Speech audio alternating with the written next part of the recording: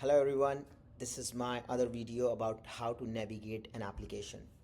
When you are on your dashboard, you can click on this button, Applications. This is the place where you can see all the different applications in your system. You can click on My Application. This will only show the applications where you are the case lead. You would be able to see all of those by beneficiary name, by petitioner. There are ways you can even see the application grouped with a view of petitioner. So when you click on this group view, you see all the applications which are by petitioner name. It says open is fair, these are the number of people, these are the visas they have. You can even click on these and see all the other kind of like applications going on under one petitioner. For now, let me go back to just where I can see my applications in a table view. In this, for today, I'm going to walk you through one application of an EB1A use case. The best way to get to it is I will click anywhere on the application if I want to get into the application. If I want to know all the applications with this person, you can click on their name. When I click on their name, I basically see all the communication that's been going on with this person. I will see all the applications with this person, and I will see all the time entries with this person.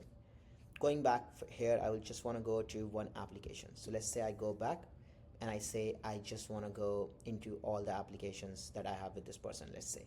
So for this, let's go to Elon Musk OpenSphere. The first part is case dashboard.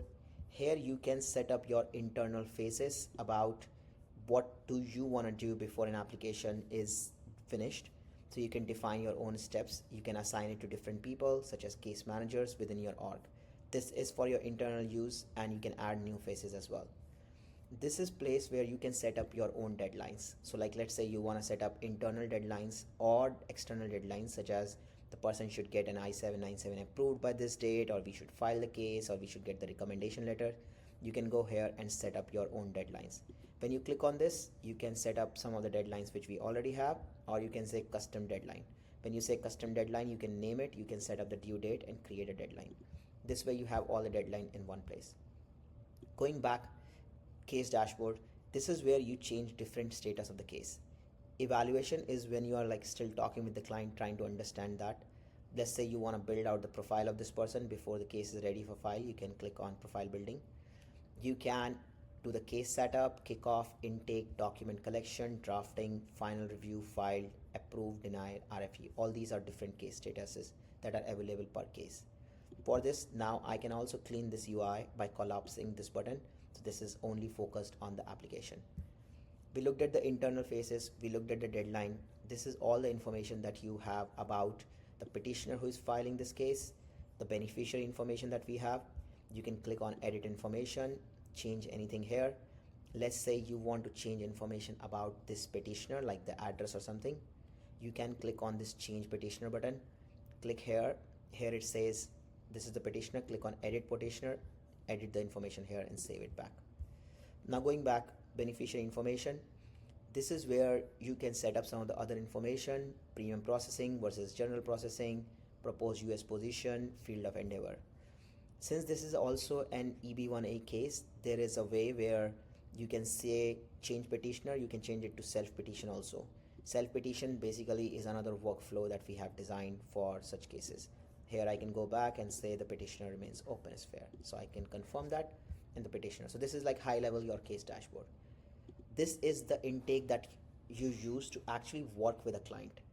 Here, the first task you might have as the first time is you will click on this import checklist. You select any of the templates that we have.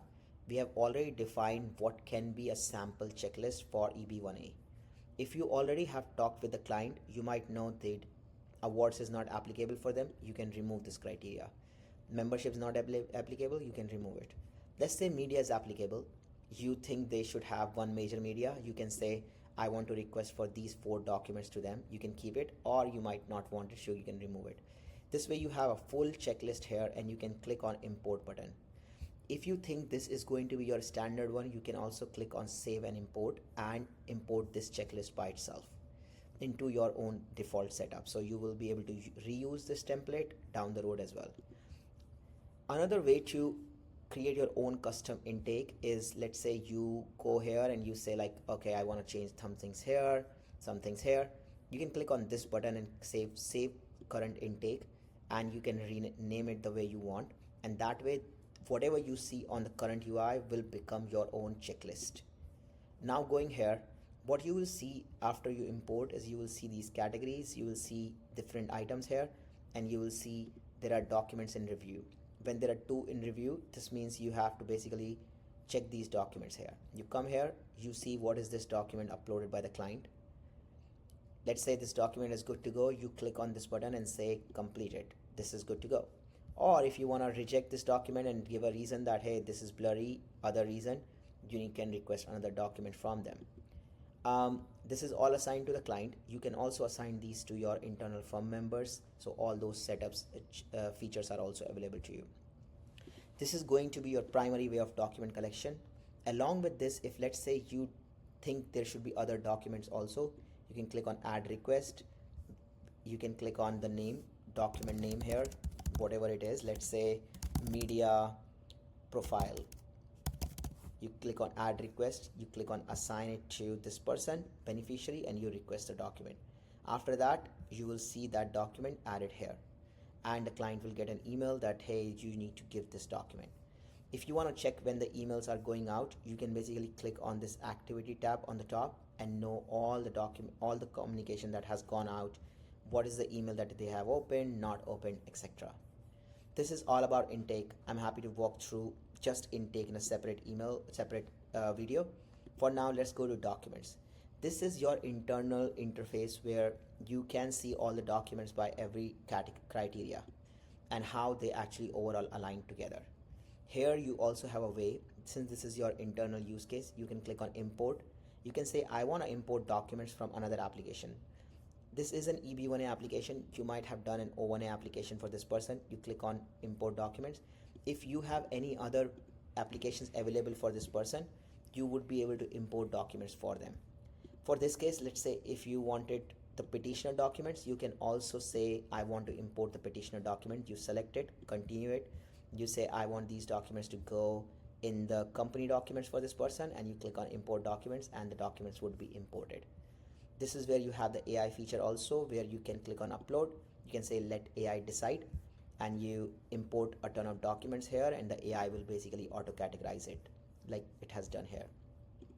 This is your internal one. Let's go to in-depth evaluation. You can experiment with this. This is more of a very detailed evaluation that we have developed for EB1A. After that, it is the exhibit section. There are two ways to view this exhibit section. One is called as detailed view and one is called as compact view. In a detailed view, you can see these by criteria. You can drag and drop, you can move stuff, or you can choose to do a compact view where you can see the criteria, you can see the subheading and exhibit, you can rename, you can drag and drop anything from here. Let's say you want to drag this below this, it will automatically change it. You can edit this text also, so all those features are available for you.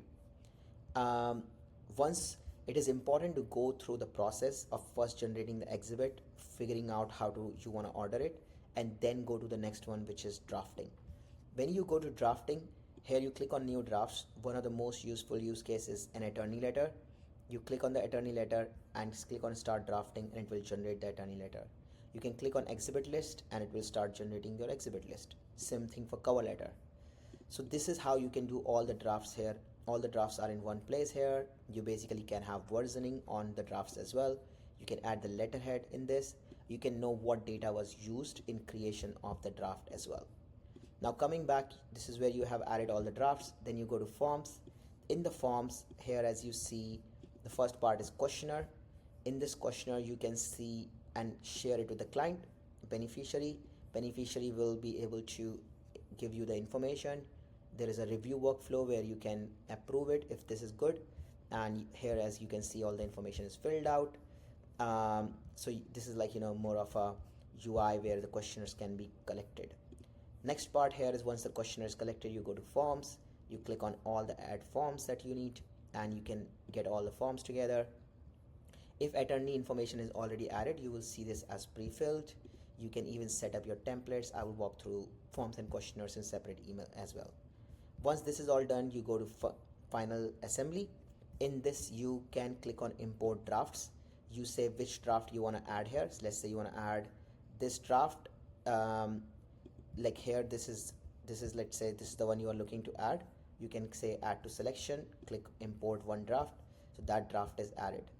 Now once this is added, you can reorder it. Once you have everything reordered, you click on export final package, and it takes a few seconds for you to get to the final output. If you have created previous drafts, you would be able to see your previous versions also of all the documents that you have created in the past. There are different formats in which you can also generate your final export, so you can change those settings by table format. If you do not want to have exhibit dividers, which some people would like to have, so this will have only the main exhibit dividers and not go into every different category. Here you see this application just got downloaded. I opened this video, and I would be able to just like see this whole 48 MB submission that got generated. As you saw, this is like the final output: EB1A, cover letter, attorney letter. It goes into forms, G28, everything. So overall, this is like a quick way to understand how the platform works. You can go to more here. You can save case status, you can save your receipt notice, approval notices as well. Once you do all this, then you have your, you can change this to saying like final review or filed. Once it is filed, you can send this out and move it outside your perspective. We'll walk you through other parts also in the application one by one, but yeah, this is a high level overview on how an application works. Let me know your feedback. Looking forward to connecting with you. Thank you.